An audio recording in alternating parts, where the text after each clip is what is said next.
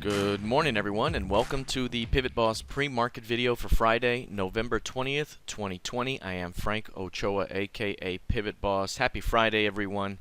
Here's a look at the daily time frame of the ES. One thing I do want to point out is that we have been following this key range for a while. That was a strong high right here. That's 35.87. We dropped until we found a strong low here at right around 3,200.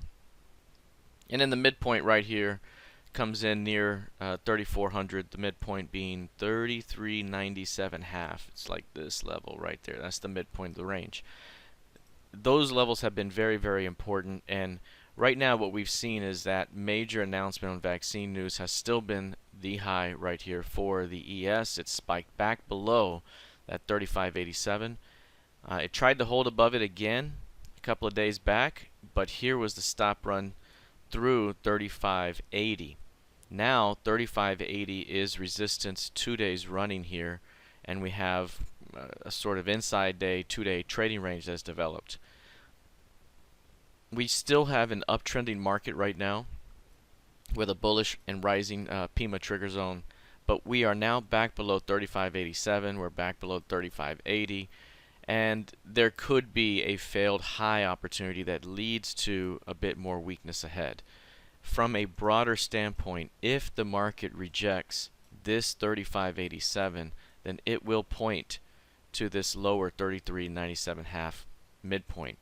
So that's the target right there.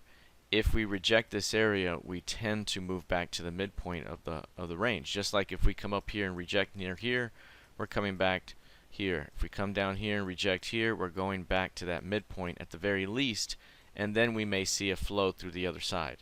So again, the key level to continue to watch here, 35.80, 35.87 from above. We may even see price get as high as 3,600. But if it cannot finish above this high and it finishes below it today, very similar to this day here where it pushed beyond it but rejected 35 and closed lower, that triggered the move across the range. So will we develop a failed high today, or will we start to see something like that heading into next week? Traditionally speaking, again, heading into a November Thanksgiving final week, you tend to see lower volatility with an upward flow. So right now, again, that seasonality right here is completely different, especially with an atypical year, but at the same time, continuing to watch the key levels to see which way we go, because a failure here will suggest that we rotate back down a bit, and if we can push through 35.87, it opens up a continuation toward recent highs. So continue to watch that zone. Alright, let's take a look now at the NQ. Very similar price action in the NQ. One thing you'll notice here is a very narrow range that has developed over the last 6 days, and now going on to the 7th day. You can see the volatility has dropped on a 5-day basis here, where we're now trading just 36% of average. There's a range of 291 points. It's been averaging 722 on a 5-day range basis, going backward. So again, very, very clear compression here out of the NQ.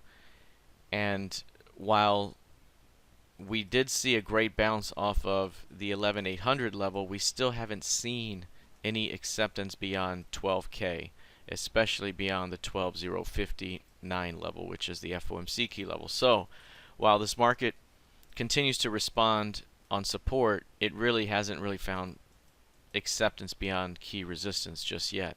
We are in a narrow range that continues to develop. Once we get a breakout, you can see here it's forecasting about 900 points of range on a 5-day basis. This is actually 7 days of compression. So if we were to increase this to a 7-day developing range, you'll see that we are at 30% of average with a forecasted move of about 1,200 during a normal period of time. Right now, again, we may actually see this 7-day range become an 8-day, 9-day, 10-day range as we head into next week's holiday shortened week. Now continue to watch 12K above and 11.8 to the downside. Alright, let's take a look now at crude oil. Now with crude oil, this one continues to trade around the 42 level.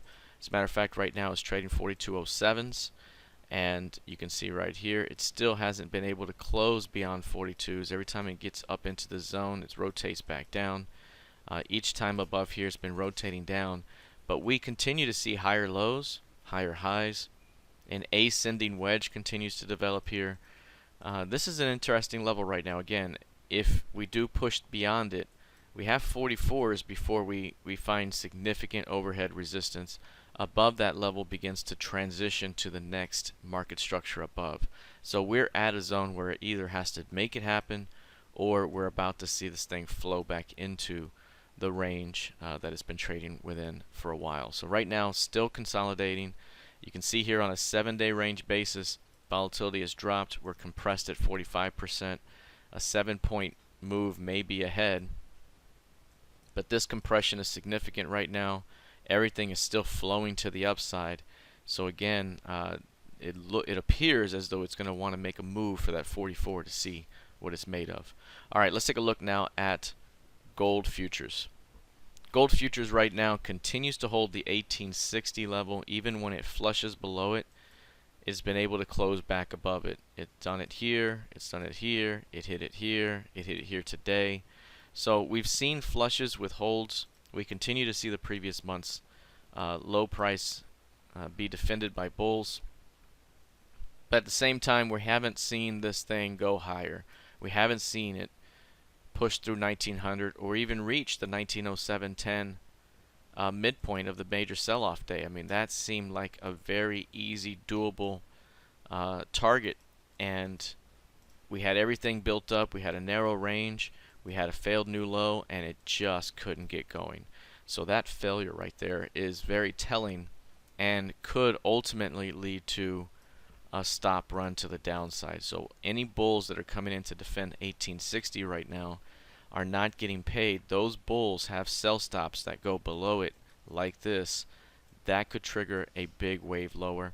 I'd say 1818 would be the next key level down, and it could be a 1 or 2 day move. Again, this thing tends to move in big 1-day spurts to the downside and follows that up with a bounce. That was part of our reasoning after this major sell-off, is that we tend to bounce, and we were not even looking to overshoot this. Really, we were looking for 1907. So the fact that it hasn't been able to do that is very telling. I'd be watching for signs of a stop run that could take it to 1818 and into 1800 down below. All right, that is it for now. Again, happy Friday. Please be sure to like, share, and subscribe. Have a fantastic weekend, and I will see you in the trading room. Take care.